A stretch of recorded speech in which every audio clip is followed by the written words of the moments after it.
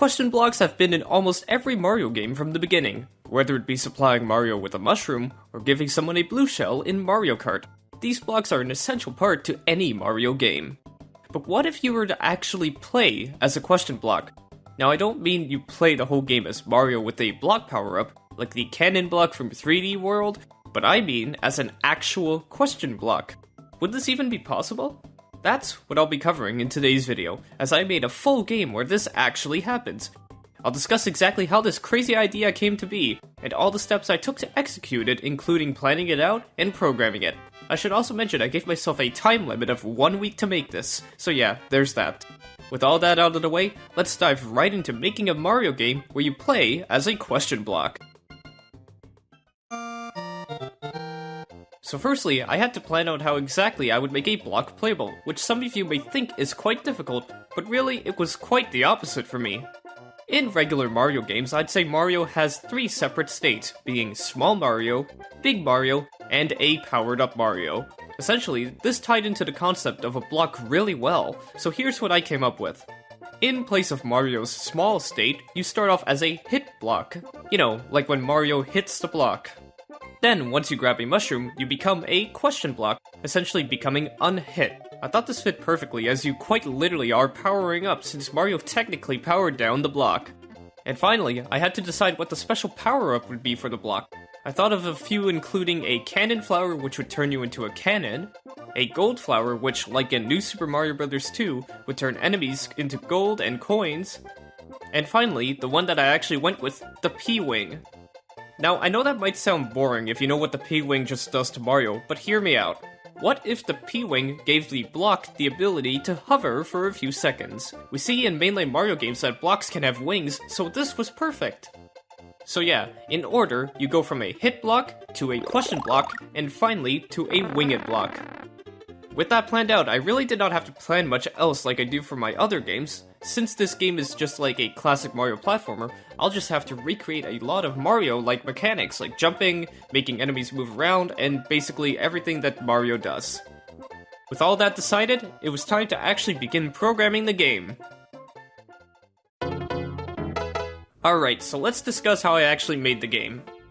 The first thing I did was create the main movement and power-up system, so let's discuss that. Movement wasn't too hard to recreate as it's just literally moving left and right, plus adding the ability to jump if you press a button. However, I also had to add the ability to glide if you touch the P-Wing power-up. In the end, this is what the first build looked like. You could move around and touch items, touching a mushroom would play a flashing animation just like in Mario, and touching the P-Wing would create a puff of smoke around the player. I should also point out that if it isn't obvious already, I'll be using assets from Super Mario World in this game, as I think the art in that game is really well done. After creating the main movement and power-up system, I decided to get some Goombas working, specifically Galoombas, since Goombas aren't really in Mario World. So firstly, I created a temporary sprite and worked on getting the stomping to work. Here's what that looked like. While they could not move around, you could stomp/jump on top of them. Pretty simple. Next up, I worked on getting the power-up blocks to work. Kinda ironic that you're going around hitting blocks while playing as a block, right? I basically made it just like in any Mario game that when you hit a block, the item does a little animation coming out of it, and then becomes active. Next up, I decided to add the invincibility star into the game since I thought that that'd be a fun thing to work on. Here's what that looked like in the game. I made an invincibility animation for the block, which is it just flashing different colors, added a sparkle effect, and made it so whenever you touch an enemy, they die immediately. After this, I decided to add coins, which were really easy to do, and also fix up the Galoomba sprite. However, since there isn't really a crushed Galoomba sprite, which I wanted to have, I had to make one myself, which looked like this. It looks pretty funny like that, so I decided to keep it in.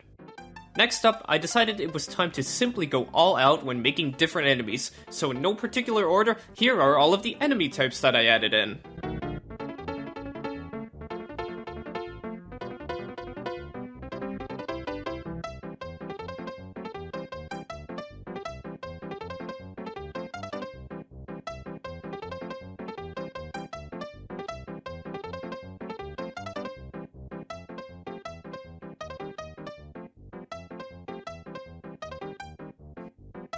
All these enemies act exactly like how they did in the original game. However, I added a bonus perk for green shells and the player. I thought, It'd be dumb if green shells actually hurt you, so I added the ability to actually use your body to bounce green shells in the opposite direction. I thought this was a neat mechanic to implement. After this, it was time to implement more stage objects, starting with warp pipes. Essentially, I made it so I could drag the pipes anywhere I want and make it so the player can travel between them quickly. However, this allowed you to spam use the pipes, which is kind of funny.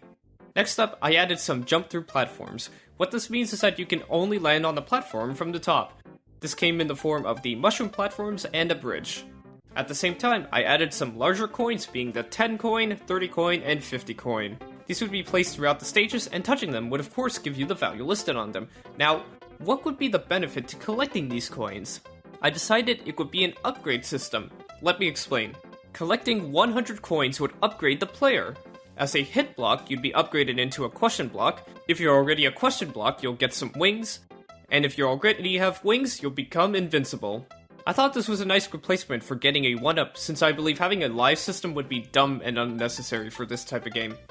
After all of this, I added in some final items, including some slopes, the level goal, and of course, the UI in the form of a timer and coin counter. Then I added lava to the game, specifically meant for the castle stage later down the road. With that, all of the main mechanics in the game were implemented, so I decided it was time to actually implement tile sets, sound effects, and music into the game. I won't bore you with all the importing, but here's what the game looked like after that. I was really happy with how this looked, and decided it was time to actually make some real levels. The way I programmed the game is that basically I made my own version of Mario Maker. As you can see here, on the left is where I have all of my items, enemies, and tiles that I can work with. I can click and drag to design levels and also paint tiles on the game. It's pretty cool. I won't go too much into detail how I designed the levels, as it's just like any sort of Mario Maker level, but without spoiling too much, I'll show off the first 2 levels and how they look in the game. Level 1 is a recreation of 1-1 from the original Super Mario Bros., just with a few added things. I wanted to recreate this level as it is the definitive introduction to the basic mechanics of any Mario game. Level 2 is your generic underground level. This is where there are a few new enemies introduced and a few other things. In total, this game has 4 levels, so if you want to see the latter ones, go play the game. Level 4 also has a boss battle, which I guess I could tease a little bit. With the 4 levels made, I made a simple title screen with the name Super Block World. Quite generic, but hey, it's quite literally Mario World, but as a block, so it fits perfectly. I should mention also, there is an Android port of this game. It took a bit of work to get it working on Android, and this included removing slopes from the game unfortunately. However, I replaced those sections and it works perfectly fine. Also, this time, there is no HTML version of the game since that version was immensely more broken. So if you want to play this game on PC, just download the 11MB executable. Plus, the Windows version comes with Discord-rich presents as a little bonus, I guess. Go check out the game on either Windows or Android and let me know your thoughts on it. I had an absolute joy making this game as it felt really refreshing to just recreate one of my favorite genres of games. If you enjoyed this video, leave a like and subscribe. And if you have any suggestions for any other types of games I should make, or if you think I should expand this game, leave a comment down below. Thanks for watching everyone, and I'll see you in the next one.